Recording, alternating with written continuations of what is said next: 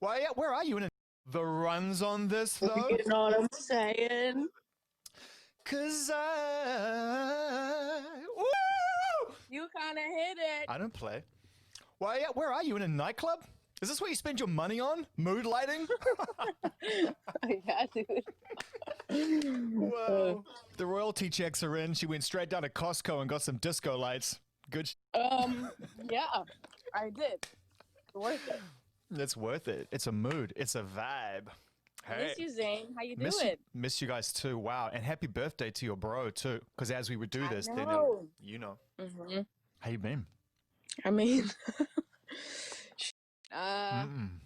Strange question.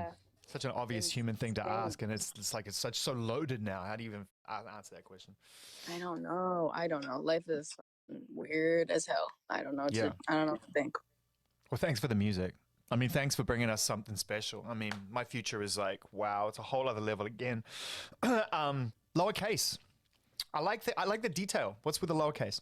You know, it's funny. Like I actually like thought about changing it this time because so basically I've been doing lowercase for like years. Like every project I've made is all lowercase. I don't know why. I think it makes it more it's like pleasing to the eye, I feel like. Yeah, I get it. And less like professional, which I always liked. Let's talk about the song, right? The power of being alone, man. The desire just to be left alone, to indulge in one's company and not have to deal with everyone else's false expectations of you know, company and what that brings to one's life. That's what I'm getting out of it. Just like, leave me be. It's just that growth, you know? It's growth, you know? I feel like, at least for me, I feel like like I spent years and years relying on having someone. And as soon as I didn't have someone, I got somebody else. And I'm not talking about relationships. I'm talking about everything. Like I could never be alone. Like I couldn't take my own company for so long.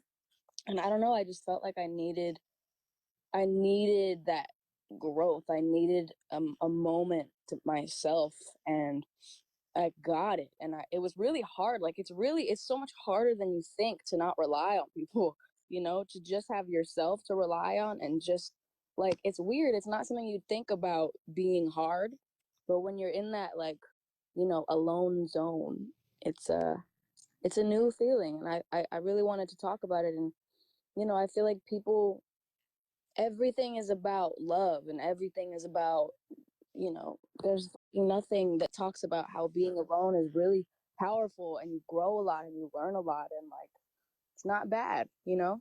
It's great once you get there, but you're right, it takes a second. This song is obviously a celebration of that growth and realizing it's okay. I'm okay being just on my own. But what were those moments when it was like, whoa, I'm not sure I with this. this is rough. Because I've been there.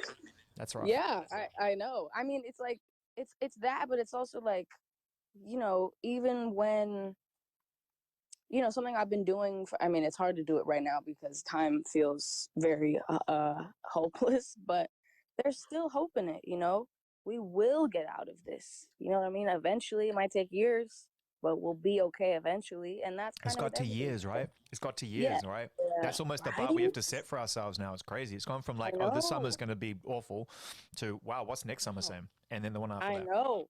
No, dude, I remember like getting home from tour and being like, yeah, we'll probably be back out in 2 weeks. Nope. So it's just, you know, it's like we should have hope because there's stuff to look forward to in the future. Like, even if it's far as hell, even if it's tomorrow, like, we don't know what's to come.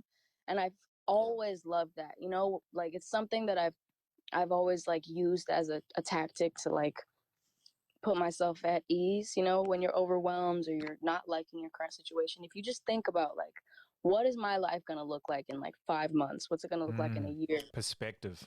Yeah, perspective. And it's like, think about it. And it's like, I don't know. I love thinking about that. It makes me hopeful and it makes me excited. And I love the idea of not knowing what's in my future. And I love the idea that I'm going to meet somebody, something, I'm going to do something, and it's going to change my life. Like, you don't know, you know? It's exciting. What is the line in the song you're most proud of? Because I know that you guys stack them up so deliberately, and nothing makes the cut unless it sits perfect, right? What's your favorite line in the song? I really like the second pre-chorus of I'd like to be your answer because you're so handsome, but That's a I know great better lyric. than to That's a drive great you lyric. home because you'd Yeah. invite me in. And I'll be yours again. Yeah, man. Oh, Ugh. Ugh. period. I want to know about how you record the vocal, because the sound is incredible. Did you record it there? You recorded it in Phineas's? How'd you get the tone and the feel and the sound of it? Because it sounds so intimate and upfront. And by the way, when the beat kicks in and you are able to maintain that, even though I thought it was just going to ride out, the first half was going to ride out, and then that tasteful production kicks in, but the vocal remains this incredible intimate feel. How did you get that? How did you capture that? I don't even know. Like, this was such a satisfying process. It was so satisfying. We wrote the song in like 2 days. Is that fast for you? That's crazy fast for us. I mean, to be honest with you, lately, kind of been like that. It's kind of been, we just going. So it's been great. It's like, this is the most we've ever worked in one period of time. But we wrote it like a month into quarantine probably. And it was pouring rain and we were like in this like, it was such a perfect setting. And then we recorded the vocal in Phineas's studio, which is just in his basement in his house. And I don't know, it actually took like a lot. Like for me, I'm sure I take forever to get a vocal take that I like. And I do like a billion takes. And this one, I don't know. There was something about this one take that I did, and I was like, this is the only way that it can be. And then, what was funny was we were kind of stuck for like a day. We were like, what the do we do here? What do we, like, where does this go? And we were actually, this is so crazy to think about. We were actually like, I was about to leave. I was like, I don't think we're going to get anything done. We had, the song recorded, but we didn't know what to do with it. And we popped in the pool. We got out of the pool. And I was literally going to go home. And I was like, let's just like fuck around with it a little more. And we finished the song that night, like finished completely. It was crazy. It was so satisfying. I think as an artist that is the most exciting and tantalizing, but also potentially anxiety-inducing realization is that every single thing that you do that is not creative, you are bypassing a portal to a creativity. And if you think about it too long and hard, you start thinking about what you're not capturing versus the life you're actually living. That Yeah. me up. Yeah. I'd never go out again if I got too lost in that. I know. Yeah, that was the little yep. That's yeah. So you recorded it during those epic rainstorms that brought the ceiling down in the house I was living in. Literally brought our ceiling down because of the rain. Yeah, Los Angeles isn't built for houses for rain. It doesn't know what to do with rain. True. Yeah, so true. No, yeah, it was like pouring rain. It was pouring. I mean, yeah, it was really nice too. It was nice. Yeah, I miss it. Dude, me too. I was so relieved. Of course, when we got home, I was like, I'm so glad that when we're in quarantine, it'll be only for when it's raining. It'll only be this period of time. I loved how loud and how definitive you were at a time when many people, including myself, were trying to find our voice and work out what we wanted to say in order to be of value and powerful to the conversation, to add support to Black Lives Matter, and to also, there are other conversations and there are other fights to root out malignant behavior and age-old attitudes.